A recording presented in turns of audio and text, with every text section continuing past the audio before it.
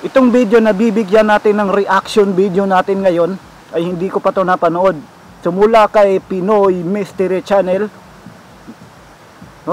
May mga scientist, may natuklasan sila sa galaxy.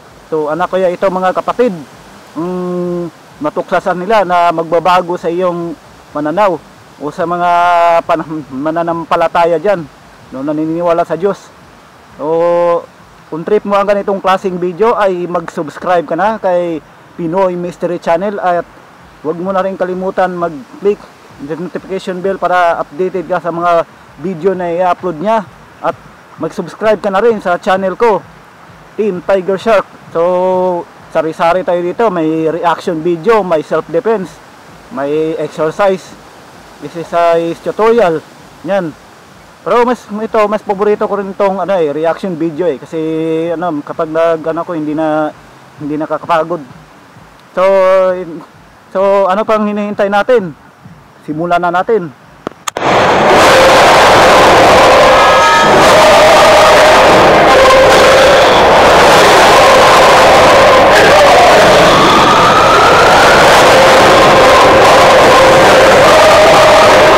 Galaxy. Grupo na ilang bilyong mga bituin, planeta, at gigantic black holes. Ito ang pinagpapasiya kung gaano katanda ang ating universo, ang pundasyon sa kung paano nagsimula ang lahat. Kung isa ka sa may pananampalataya sa isang luha, sigurado kung iisip mo na ang pagsusuri na hanggang hinggil sa kalawakan ay medyo saluhat sa iyong paniniwala. Subalit nagugulat ka sa maririnig mo nang natagpuan ng mga scientific ngayon hinggil sa kalawakan ay makapagpapago hindi sa iyo, ngunit sa kanilang paniniwala. Mayroong mga naniniwala at marami din namang nag-iinala. Ang tanong, totoo ba?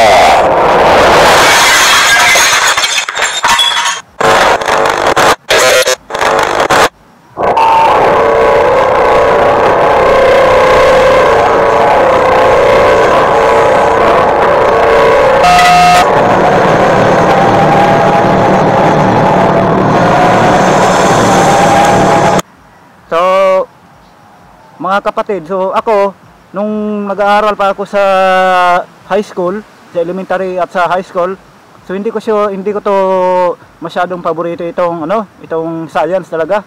So, pagdating sa science, medyo bubo ako diyan. Itong science kasi napakahirap. So itong ganitong klaseng video ito ni Pinoy Mystery Channel ay malaking tulong ito sa atin. Kasi nanonood lang tayo dito sa bahay. So maraming may alam na tayo. So kung gusto niyo ng kalaman, manood lang kayo dito kay Pinoy Mystery Channel kasi marami kayong napupulot na kalaman dito mga kapatid. Tungkol sa mga agham, sa mga history sa Bible at sa pati sa kalawakan na alam na niya kung ang ang natuklasan dito. Kung titingnan ang isa at pagmamasdan ang taas, ang natatanaw ng mga mata ay wala pa sa kalingkingan ng tunay na bilang ng mga bagay na nilalaman ng buong universo. Upang maunawaan ang sukat ng ating kalawakan, pagmasdan ng ating solar system, kung saan ang araw ay ang nasa gitna ng mga umiikot na planeta. Sa labas ng ating solar system, mas marami pang ibang solar system. Pero ang tawag nila dito ay stellar system. Ano ang pagkakaiba? Kapag sinabing solar, ito ay tumutukoy sa araw. Pero pag sinabing stellar, ito ay ukol sa mga bituin. Halos magkapareho na ang dalawang system, pero hindi nila matawag na solar system ang mga stellar system dahil ang katagasan ay ang natatanging pangalan na ibinigay natin sa araw mula sa wikang Latin na solis. Ito lamang ang bituin na ang pangalan ay sol, kaya solar system. Yung ibang bituin ay hindi na nabibigyan ng pangalan o kataga, kaya sa ngayon, ang mga ito ay bituin system muna o stellar system. Kasama dito ang pinakamalapit na system ay Alpha Centauri at mga iba-ibang Kepler stellar system. Para medyo naisip kung gaano kalaki ang ating kalawakan. Ang ilat ng green matters ay sa kasalukuyan na diskubre ang mga 3,916 solar system o stellar system sa ating Milky Way galaxy. At nakumpirma din ang mga 5,241 exoplanets o mga planeta sa labas ng ating solar system. Pero ito pa lamang ang nakukumpirma salamat sa mga lumalabas na makabagong teleskopyo katulad ng Hubble at ng James Webb. Pero ayon sa Universe.com, ang estima ng mga eksperto ay sobra sa 100 bilyong mga planeta, lahat-lahat ang nasa Milky Way natin. Narinig mo ba? Oo, sobra sa 100 bilyon. Kinumpirma din ito. Grabe talaga ang kapangyarihan ng ating Panginoong Diyos. So nagawa niya ito yung milyon-milyong mga bituin sa solar system, mga planeta. So merong nagsasabi sa mga kapatid na hindi lang daw konti ang ating planeta. So sa sobrang lawak daw ng kalawakan natin, so milyon-milyon daw ang planeta. So ganun din ang mga ganun din ang mga ang mga bituin sa langit. No, sobrang talaga ng ating Panginoong Diyos. Sobrang makapangyarihan talaga ang ating Panginoong Diyos. Ng solar system ng NASA na mayroon ng mga 100 bilyong bituin sa ating galaxy. Kaya ang susunod 100 billion stars? Grabe naman yan mga kapatid, no? 100 billion stars ang niya. Our Milky Way galaxy is just one of the billions of galaxies in the universe within, and there are least 100 billion stars. Grabe talagang kapangyarihan natin mga kapatid. Kaya naniniwala talaga ako na may Diyos talaga na lumikha sa lahat-lahat. Ay, ilang galaxy bukod sa ating Milky Way. Base sa Space.com, nanamataan ng Hubble Telescope ang mga 100 bilyong mga galaxy ang nanunod ko ay pinalaga sa space. Ayon din sa ulat, na kapag na-upgrade muli ang teleskopyo, maaaring madoble na ang bilang ng galaxies na makikita nito. Ang mga galaxy ay nabubuo ng ilang bilyong taon dahil inaabot ng ganong katagal bago mabuo ang mga bituin at ang mga planeta sa paligid nito. Biruin mo, ang ating galaxy na may mga 100 bilyong mga planeta at mga bituin ay meron pang mga 100 bilyong mga ibatang galaxy sa buong kalawakan. Pero kung hindi ka makapaniwala dito, mas matutuliro ka kung sasabihin sa iyo na ito pa lamang ang bilang na nakikita natin sa kasalukuyan. Ano ang kabuuan ng mga galaxy at mga stellar system? Dito kumukuha ng datos ang mga dalubhasa upang masukat kung gaano katanda ang ating kalawakan.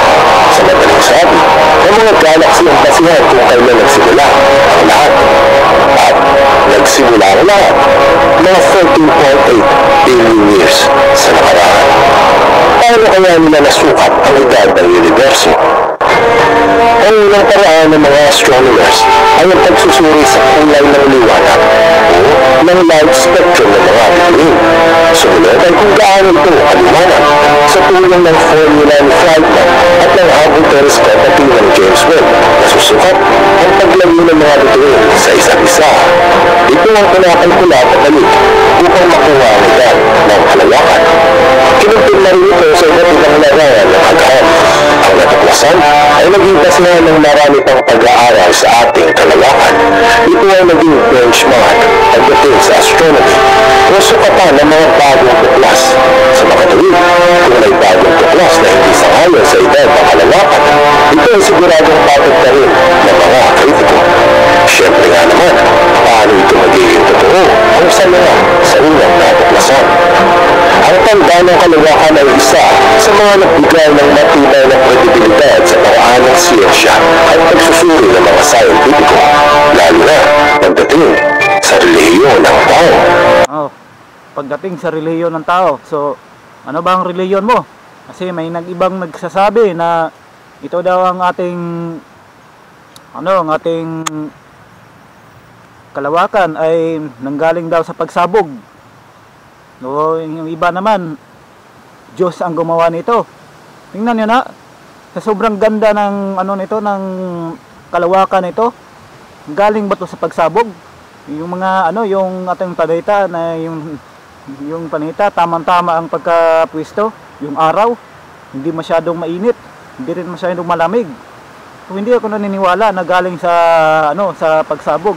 So na ano lang yan doon sa scientist na ano, yung scientist na galing daw sa pagsabog ang lahat. Kaya nagkaroon ng buhay sa mundo. Kaya mayroong nagkaganito ang ating mga stars na wasak na ang daming parang nagkawasak-wasak. Tingnan nyo nga kung galing ba yan sa pagsabog. So galing yan sa Diyos. Diyos ang gumawa niyan. Kaya huwag tayong maniniwala sa ibang tao na walang Diyos. Merong Diyos, mga kapatid. Dahil kung tama sila sa tanda ng kalawakan, marahil ay tama rin sila na walang lumikha dito.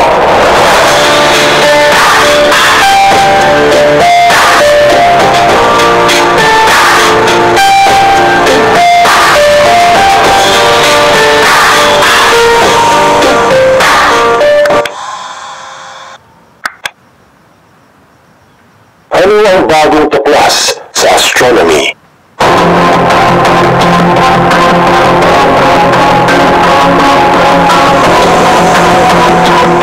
Ang misteryo ng kalawakan ay halos kasing lawak ng mismong universo. Marami pa tayong hindi nalalaman. Pero noong isang taon, buwan ng Pebrero, isa sa mga natuklasan ng James Webb Telescope ay nasuri ng mga dalubhasa. Paglipas ng ilang buwan ng Hulyo, kumalat ang balita na ang natuklasan ay babasag sa kalamang hindi maaaring ibahin ang edad ng kalawakan. Pinahayag na ang nakita ng makabagong teleskopyo ay ang 6 na tila mga galaxies. Pero hindi ito basta-basta lamang na galaxies. Ang bagong tuklas ay halos kasing tanda ng kalawakan na 13.2 billion years old daw. Katulad ng inaasahan, ito ay pinagtag ng mga kritiko.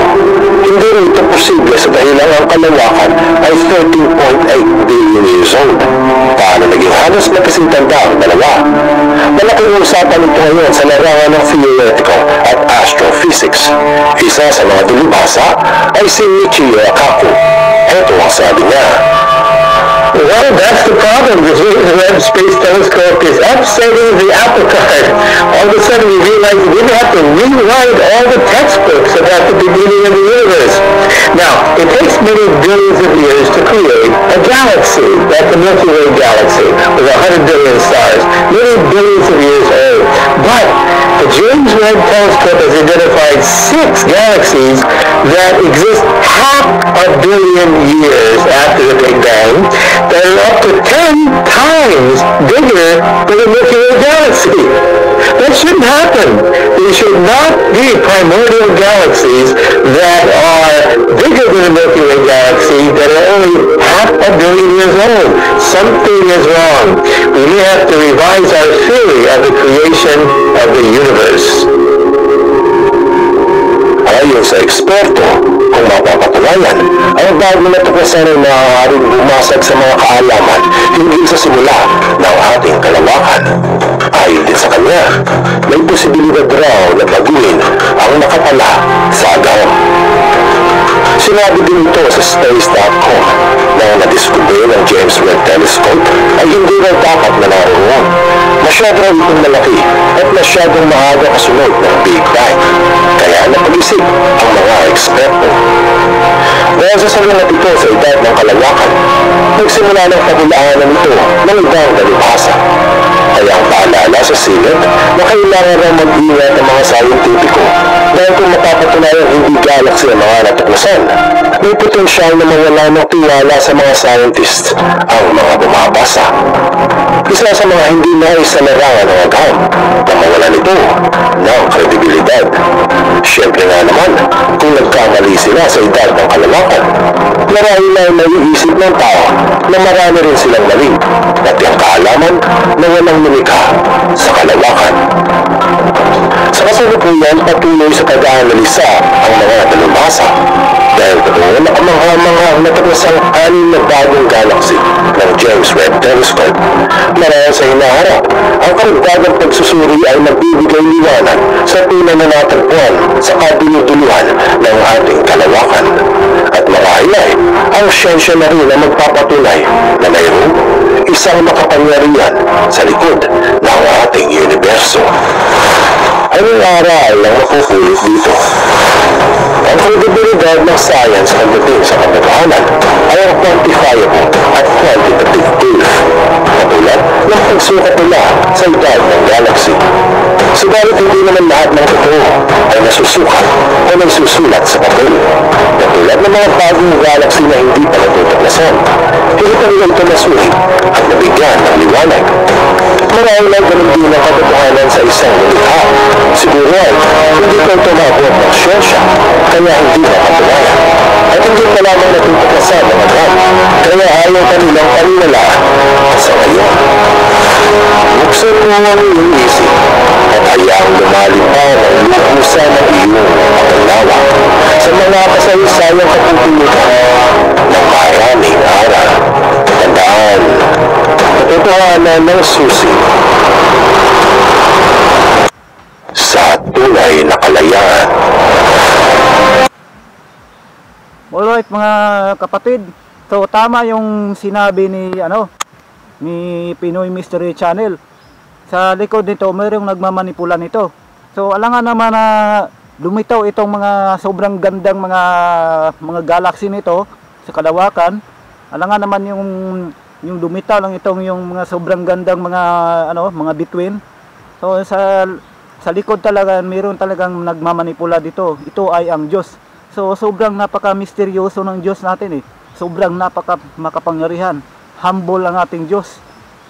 So pinakita niya sa atin na ganito ang ginawa niya. Ganito na intindihin na lang natin dito sa ating mundo. Intindihin talaga natin na nabuhay tayo dito sa mundo ng masagana. Bakit tayo may mga hangin, may mga init, may mga ulan, mga punong kahoy. So ito nga, nabubuhay tayo na wala tayong nabubuhay tayo na wala tayong oxygen. So, bakit tayo huminga? So bakit may Bible? So yung iba hindi naniniwala sa Bible. So itong ating Panginoong Diyos ay napaka-misteryoso, at itong Panginoong Diyos ay hindi talaga basta-basta nagpapakita. Nagpapakita lang siya dito nung una pa sa kanila sa pamagitan nila ni Moises, ni Enoch. Itong si Enoch, napakabuting tao nito, kaya hindi kinuha siya ng Diyos at hindi niya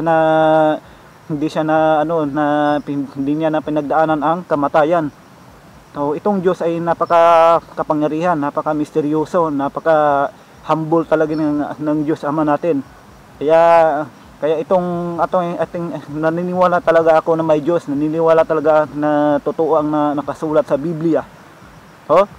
Kaya naniniwala din na itong itong nasa likod ng sa sobra ba namang lawak ng kalawakan natin. Wala yung mga, kahit pagsamasamahin mo pang talino ng mga scientist dito, pagsamasamahin mo pa yung talino nila, kung ano pang gawin nila, libutin pa nila lahat ng kalawakan, kahit ano pa magagandang makikita nila, hindi nila makikita ang langit, hindi nila makikita ang Diyos. Ang Diyos hindi nila intindihin nila kung bakit napakaganda ng kalawakan. So parang talaga kung matalino sila, intindihin na lang, kung matalino talaga sila, intindihin na lang nila na sa likod talaga nito ay merong nagmamanipula, meron talagang Diyos na lumikha. Okay, so yan lang po ang ating reaction video ngayon mga kapatid. So sana nag-enjoy kayo sa video ni Pinoy Mystery Channel. So ang galing-galing niya magpaliwanag. So at nagre-reaction lang nagre-reaction video lang tayo ngayon sa video ni Pinoy Mystery Channel. Kung may comment kayo, mag-comment lang kayo sa ibaba ng aking YT channel. So magandang salamat po sa inyong panonood, at magkikita-kita tayo sa sunod nating reaction video. Good luck po.